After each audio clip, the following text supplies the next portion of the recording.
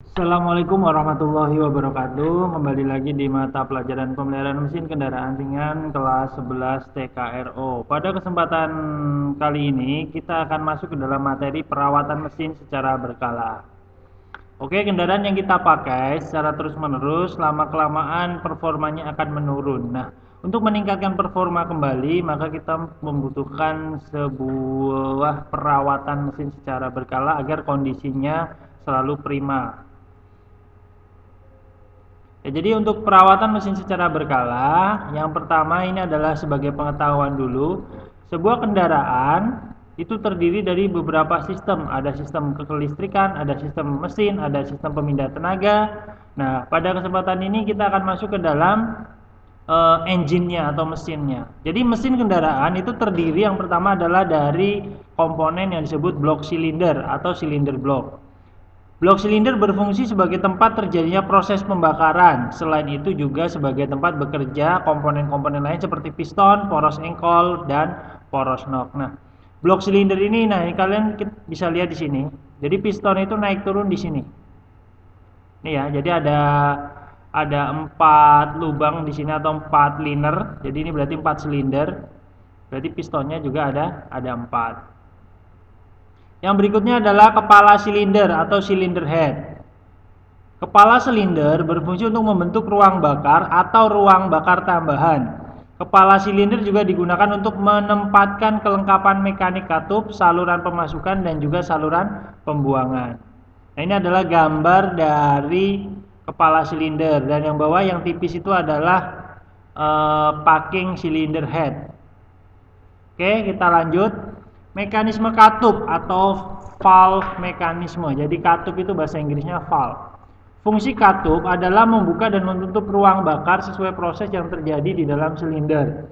Metode penggerak mekanik katup menggunakan timing gear, timing chain, dan timing belt. Kalau kita lihat di sini, di situ ada yang menghubungkan antara poros engkol dan noken as, itu menggunakan timing belt. Jadi karena dia tidak menggunakan rantai tapi dia menggunakan belt. Yang berikutnya adalah kelengkapan piston atau piston esi. Piston berfungsi menghisap dan mengkompresi campuran udara dan bahan bakar. Selain itu, piston juga meneruskan energi panas hasil pembakaran menjadi energi mekanik pada poros engkol melalui batang piston atau stang piston. Kelengkapan piston meliputi piston, ring piston, dan pena piston, dan batang piston. Nah, di sini pada gambar di situ ada 3 titik. 3 titik untuk yang paling atas itu adalah ring kompresi primer, yang nomor 2 adalah ring kompresi sekunder, yang paling bawah adalah ring oli. Jadi ring piston itu ada 3, ada ring kompresi primer, ada ring kompresi sekunder, dan ada ring oli. Yang berikutnya adalah poros engkol atau dalam bahasa Inggrisnya adalah crankshaft atau roda gila ya. Jadi kalau bahasa bengkelnya roda gila atau flywheel. Crankshaft atau poros engkol. Beda nanti kalau flywheel beda. Poros engkol berfungsi untuk menerima beban dari piston dan batang piston yang dihasilkan melalui tenaga pembakaran. Selanjutnya poros engkol akan merubah gerak bolak-balik menjadi gerak putar. Poros engkol juga berfungsi untuk meneruskan tenaga putaran ke roda penerus. Itu adalah fungsi dari poros engkol. Yang berikutnya adalah poros nok atau camshaft atau noken as. Poros nok adalah poros yang dilengkapi dengan nok sebagai penggerak mekanik katup. Poros nok berfungsi sebagai penggerak mekanik katup. Nah, jadi di sini ada 2 noken asnya ya. Jadi ini DOHC, double overhead camshaft. Yang berikutnya adalah roda penerus atau flywheel. Roda penerus dipasang pada output poros engkol. Roda penerus berfungsi sebagai penerus putaran atau tenaga dari mesin ke sistem pemindah tenaga atau powertrain. Selain itu, roda penerus juga berfungsi untuk meneruskan putaran dari motor starter ke poros engkol agar mesin dapat dijalankan. Nah, ini adalah roda penerus atau ring gear atau flywheel atau roda gila. Yang berikutnya adalah panci oli atau oil pump. Panci oli dipasang pada blok silinder paling bawah dan berfungsi sebagai penampung oli silinder. Nah, ini adalah gambar dari sebuah panci oli. Oke, untuk yang berikutnya adalah sistem mesin. Sistem mesin itu yang pertama adalah sistem pendinginan atau cooling system. Fungsi utama sistem pendinginan adalah untuk mengontrol suhu kerja mesin. Sistem pendinginan yang digunakan pada kendaraan terdiri atas dua jenis, yaitu pendinginan udara dan air. Sistem pendinginan yang paling banyak digunakan saat ini adalah sistem pendinginan air. Jadi menggunakan cairan. Kalau kita lihat panah yang bawah yang warna kuning itu adalah cairan dari radiator. Masuk ke dalam blok silinder, mendinginkan piston dan silinder head, terus keluar lagi ke radiator dan didinginkan. Sistem pelumasan atau lubricating system. Sebagian besar mekanik mesin yang bergerak memerlukan pelumasan. Pelumasan dimaksudkan agar komponen-komponen mesin tidak cepat aus dan kinerja mesin tetap terjaga. Komponen sistem pelumasan meliputi saringan atau strainer, pompa oli atau oil pump, saringan oli atau oil filter, dan saluran oli atau oil hole.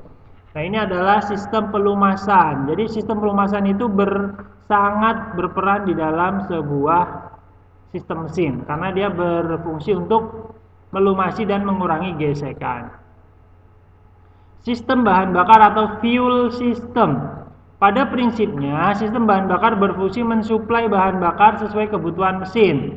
Sistem bahan bakar mesin bensin menggunakan karburator, sedangkan sistem bahan bakar mesin diesel menggunakan pompa injeksi atau nozzle. Nah, kalau kita lihat yang ada di gambar ini adalah ini menggunakan sistem konvensional, yaitu menggunakan karburator. Jadi dari tangki bahan bakar menuju ke filter bahan bakar, ke pompa bahan bakar, lalu ke karburator.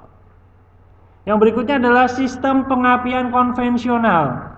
Fungsi dari sistem pengapian pada kendaraan adalah menyediakan percikan bunga api listrik pada busi untuk membakar campuran udara dan bahan bakar di dalam ruang bakar engine pada akhir langkah kompresi. Nah, kalau kita lihat pada gambar, ini adalah komponen dari sistem pengapian konvensional.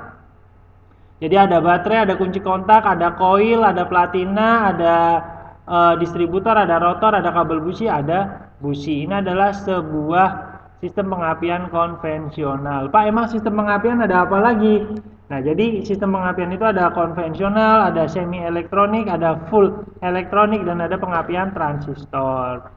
Untuk saat ini kita sistem pengapian pelajari dulu yang konvensional. Nanti kalau yang konvensional sudah paham, baru kita ke semi elektronik dan ke full elektronik.